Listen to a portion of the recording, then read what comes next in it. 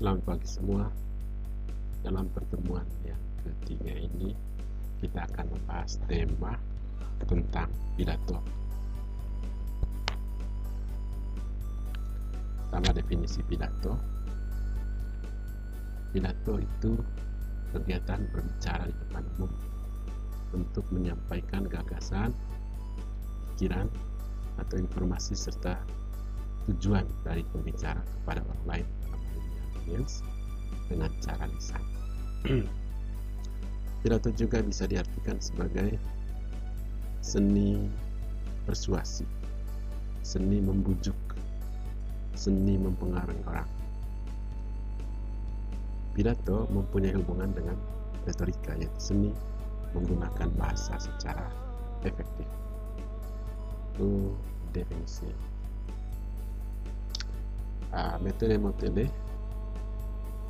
dalam pidato itu ada 4, yaitu dengan menuliskan naskahnya. Yang kedua itu dengan menghafal naskah yang sudah ditulis. Yang ketiga itu extemporan. Dan yang keempat itu impromptu.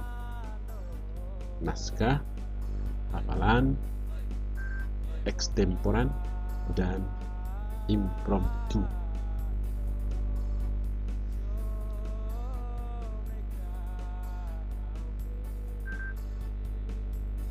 Kita lihat yang pertama itu metode naskah. Pembicara yang memilih menggunakan metode naskah harus membuat naskah tertulis secara lengkap mengenai apa yang nantinya akan disampaikan ke hadapan publik pada waktu pidato. Pembicara mengembangkan gagasannya dalam kalimat-kalimat, alinea-alinea, mungkin juga ada bab-bab, dan akhirnya dalam wujud sebuah wacana yang utuh. Pada saat tampil, pembicara cukup membacakan naskah tertulis yang sudah dia siapkan.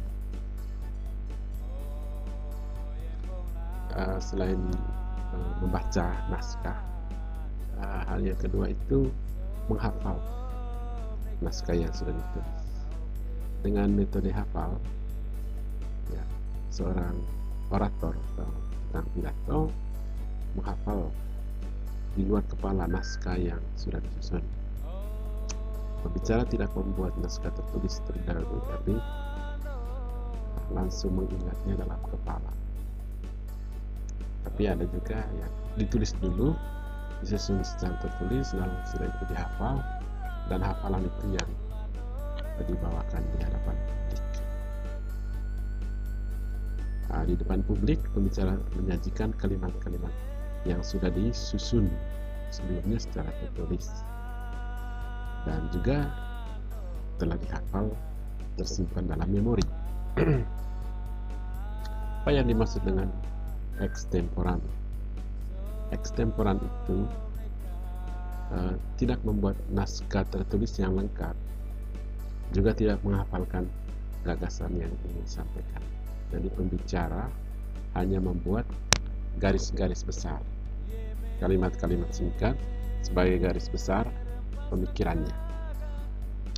Dan di atas limba dengan berpegang pada kerangka catatan-catatan kecil, pembicara membahasakan gagasan itu dengan memilih kata-kata, menyusun kalimat, membuat kesatuan dengan cara yang bersifat improvisasi atau dengan kata-kata sendiri menjelaskan yang ringkas-ringkas itu menjadi sesuatu yang lebih lengkap secara spontan dan ikut dia punya pemikiran pada saat itu. Jadi kreativitas dalam berbahasa itu dituntut dan menjadi penting, yang mana kalimat-kalimat singkat di ringkasan itu menjadi sebuah kalimat-kalimat yang lengkap, menarik, dan menawan. Itu extemporan. Impromptu itu adalah metode serta-merta, jadi di mana pembaca tidak membuat persiapan sama sekali. Kemungkinan pertama terjadi karena permintaan tampil kepada pembicara oleh panitia secara tiba-tiba. Kemungkinan kedua, pembicara sudah dihubungi sebelumnya tetapi pembicara menganggap tidak perlu membuat persiapan praktis, hanya beberapa saat sebelum tampil secara improvisasi di hadapan publik. Itu yang disebut dengan impromptu. Nah, ada beberapa jenis pidato. Itu ada pidato pembukaan, pidato pengarahan, sambutan, pidato peresmian, pidato laporan, dan pidato pertanggungjawaban.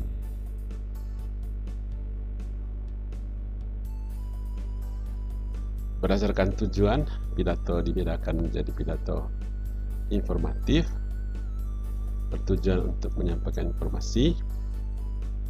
Ada 3, yaitu oral reports atau laporan lisan, laporan ilmiah, laporan panitia, laporan tahunan, laporan proyek dan sebagainya. Oral instruction, pengajaran, guru menjelaskan pelajaran atau atasan menerangkan pekerjaan, atau pemimpin yang membagi tugas kepada bawahan.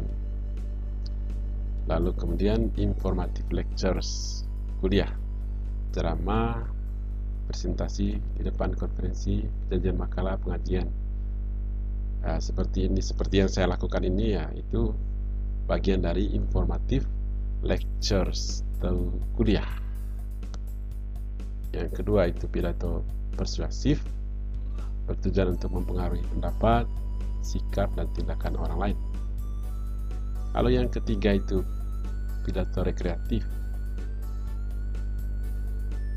Tujuan kita hanyalah menggembirakan, melepas ketegangan, menggaliakan suasana, sekedar memberikan selingan yang enak setelah rangkaian acara yang melelahkan.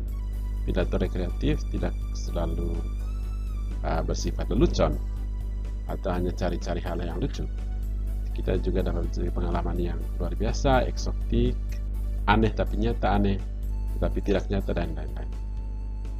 Itu contohnya pidato waktu perhelatan atau pesta, teman kelompok, atau jamuan makan malam.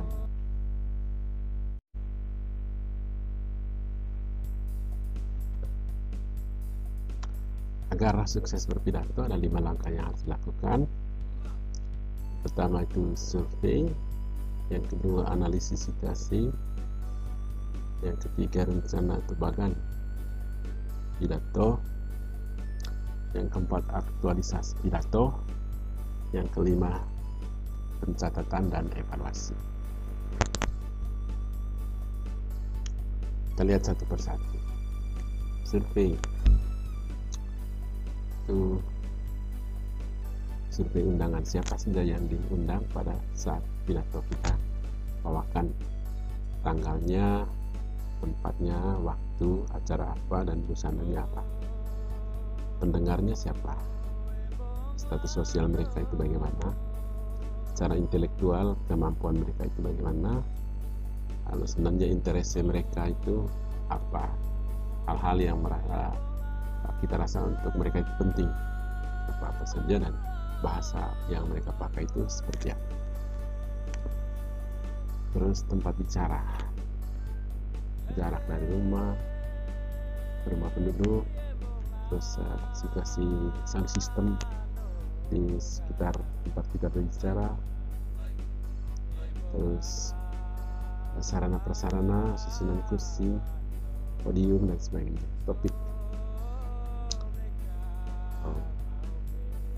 Topiknya itu dari sumber primer, dari sumber sekunder, atau angka, atau gambar pendukung. Dari tema itu kita harus punya referensi, harus ada sumber bacaan pendukung untuk mengajukan pidato kita. Yang kedua, analisis situasi, kumpulkan data dan fakta, itu data-data seperti berita-berita, terus grafik, presentase dari tema yang akan kita bawakan. Buat catatan, lalu susun urutan prioritas, lalu kaji data dan fakta itu secara analitis, Lalu setelah kita kaji, setelah kita analisis, mungkin perlu diubah mana yang lebih kita prioritaskan. Dan data-data statistik itu dalam pidato sangat penting. Misalnya kita bicara tentang angka stunting, harus ada data statistik yang mendukung. Terus angka ekonomi lemah, harus ada data statistiknya mendukung. Misalnya data pergaulan bebas di kalangan remaja, harus ada data statistik yang mendukung. Itu analisis situasi. Yang ketiga, bagan, garis besar sistematika. Ada 3, yaitu pembukaan, lalu isi, lalu ada penutup. Jadi sebagai seorang pelajar baru belajar buat pidato, ya kita bikin teks lengkap secara tertulis, lalu kita baca dan berlatih, lalu kita ubah pada waktu kita latih bila perlu. Buat catatan-catatan kecil, panduannya. Bisa dinaikkan suara di sini, ulangi kalimat ini, catatan kecil di samping, atau garis bawahi sebagai alat bantu untuk kita tampil dengan maksimal. Lalu yang keempat, aktualisasi pidato. Aktualisasi pidato itu waktu melaksanakannya, waktu melakukan pidato itu perlu ada catatan kecil yang kita pegang, lalu kita menggunakan pakaian yang sesuai, lalu ada alat-alat mikrofon, alat sound system dan sebagainya yang pas untuk seluruh audiens bisa dengar. Usahakan datang tepat waktu atau 10 menit sebelum waktu pidato itu kita sudah ada, atau dari awal acara yang dimaksud itu sudah hadir, sehingga pidato kita itu juga bisa terhubung ke pembicara-pembicara sebelum kita. Kalau kita lihat analisis waktu dari awal sampai saat kita pidato, ya kita menjadi ada bahan untuk sebuah pengantar. Lalu perhatikan sikap berdiri, sorot mata, ekspresi wajah yang tepat. Suara kita itu tidak datar-datar saja, tapi kadang ada intonasi tinggi, terus ada pakai bahasa-bahasa yang bahasa Inggris, bahasa Latin, atau bisa pakai bahasa daerah Manggarai di tengah bahasa Indonesia yang kita gunakan. Terus tata bahasa, gramatika, pilihan kata, diksi itu harus menjadi perhatian kita. Menggunakan pause, peselah, selingan-selingan lelucon, hal-hal yang lucu juga perlu. Gerakan tangan, body language yang sesuai, lalu blocking dan penggunaan alat sound system dengan benar. Blocking itu kurang lebih taksir-taksirnya kotak audiens yang kita mau pidato itu kira-kira seberapa jauh, sehingga volume suara juga ikut disesuaikan. Lalu yang terakhir itu pencatatan dan evaluasi. Buat catatan yang perlu tentang hasil pembicaraan, minta komentar dari teman yang ikut hadir, atau minta komentar dari pers. Buat koreksi bila diperlukan, evaluasi seluruh proses dengan cermat. Dan ada beberapa gaya bahasa dalam berpidato. Metafora, gaya bahasa yang digunakan itu kata-kata dengan makna kiasan, ya. Misalnya seperti tersebut, ya. Gaya bahasa metafora itu ingin memeluk gunung, apa daya tangan tak sampai. Itu metafora, itu ada ya, secara realnya itu sesuatu yang sangat jauh berbeda dengan yang kita maksudkan. Simile itu gaya bahasa yang memberikan perumpamaan secara langsung. Misalnya, dia itu ular. Itu simile. Dia itu ular. Dia itu anjing. Dan lain-lain. Terus metonimi. Itu ini dalam bahasa Indonesia itu ada. Terus metafora, simile, metonimi, sinekdoke. Itu hal-hal yang kita pelajari dalam bahasa Indonesia. Metonimi itu penggunaan kata menggantikan kata lain. Pergantian ini mempunyai pola akibat menggantikan sebab. Great people keep great successes. Orang hebat itu akan menjamin kesuksesan yang hebat. Sinekdoke menggunakan satu kata atau ungkapan untuk menunjukkan hal lain.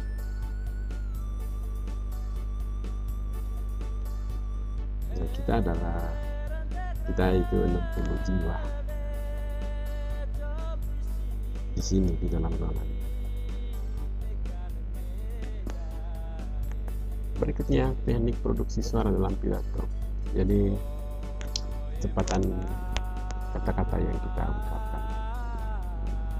Menurut teori, kecepatan terbaik bagi seorang orator itu 130 sampai 145 kata setiap menit. Volume suara. Variasi dalam pengaturan keras lembutnya suara yang dihasilkan bertujuan untuk mengarahkan, menggetarkan, dan menghidupkan pendengar agar tetap menaruh perhatian pada pidato kita.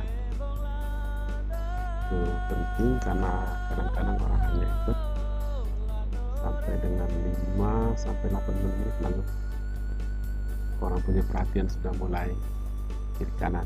Nah, bagaimana cara supaya kita pidato sampai 15 menit orang masih tetap memperhatikan? Kalau ada kita titik nada, untuk menghasilkan pola titik nada yang proporsional, sebaiknya menggunakan tuntunan dari kata-kata yang disampaikan, penjelasan, dan menggunakan mengucapkan kata-kata yang hanya dikenal oleh orang tertentu saja. Jadi kita itu perlu survei audiens kita. Kebanyakan kalau misalnya kita pidato di Manggarai, cenderung menggunakan bahasa Manggarai. Dalam kalangan audiens kita ada orang-orang yang bukan Manggarai yang tidak memperhatikan kualitas suara, produksi udara pada pola suara ketika mengucapkan suatu kata. Jadi harus setiap kata yang kita keluarkan jelas. Jadi kita pastikan bahwa setiap telinga menangkap kata-kata yang kita ucapkan. Artikulasi dan pengucapan. Organ yang sangat berpengaruh pada pengucapan yaitu lidah, gigi, rahang, dan langit. Jadi artikulasi kata itu tidak boleh ada kata yang tenggelam atau hilang di ekor atau hilang huruf akhirnya. Itu tidak boleh. Jadi setiap huruf harus kita baca atau sebutkan dengan jelas setiap kata sehingga pengertian pidato kita itu masuk. Lalu ada pergerakan tubuh, kontak mata, wajah, air muka, gerak tangan, pergerakan tubuh, penyampaian, efek pada kredibilitas, efek pada penggunaan informasi, efek pada tanggapan emosional pendengar. Aspek perilaku dalam berpidato itu pertama itu aspek fisik, gestur. Gestur itu menggunakan tangan, kepala, wajah, bagian tubuh lain. Gerakan itu yang disebut dengan bahasa tubuh, gestur. Gestur terbagi dalam dua, konvensional gestures atau disebut natural gestures. Perlu dilatih karena mengandalkan 4 bakat, yaitu lokatif gestures menunjukkan satu objek baik real maupun imajinatif. Emphatic gestures digunakan untuk memberikan tekanan pada satu ide.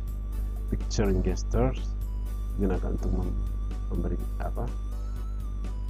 memberikan gambaran atau deskripsi suggestive gestures untuk menimbulkan imajinasi pada hadirin. Kontak mata dengan hadirin itu penting. Tetaplah hadirin jangan sekali-kali menatap ke langit-langit ruangan atau menatap keluar gedung, keluar kemah. Itu akan membuat audiens kita itu tidak tertarik. Atau melirik gadis atau mobil di luar jalan, tidak boleh. Kontak mata tidak boleh ditujukan hanya kepada sekelompok hadirin, namun harus ke semua hadirin secara proporsional. Karena kita harus ke kiri, kita harus lihat ke tengah, lihat ke kanan, ke depan, ke belakang ujung, ke tengah lagi, dan sebagainya. Posisi tubuh, cara berjalan, sikap berdiri, menggunakan podium, mikrofon, jarak berdiri harus diukur dengan baik. Penampilan berkaitan dengan cara berpakaian harus disesuaikan dengan kesempatan, topik, pembicara lain, dan juga dengan audiens kita.